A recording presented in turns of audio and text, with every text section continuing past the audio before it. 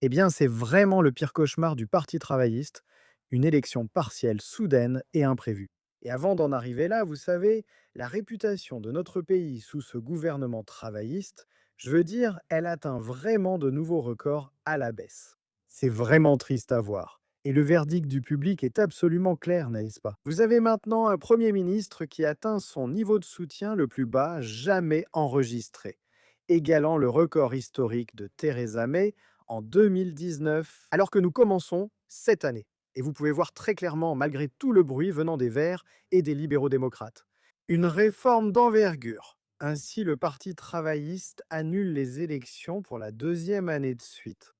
On dirait qu'ils vont tout faire pour éviter une élection partielle, car cela s'est déjà produit par le passé. David Davis, bien sûr, a provoqué une élection partielle pour une question de principe.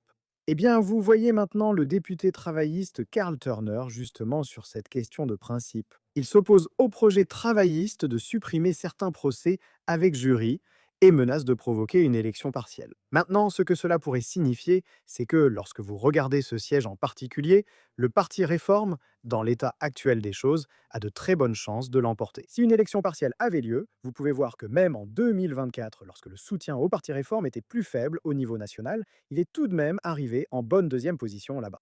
Donc, je pense que la perspective d'une élection partielle, une élection partielle surprise, va vraiment donner des cauchemars au parti travailliste de Keir Starmer. Mais dites-moi ce que vous en pensez dans les commentaires ci-dessous.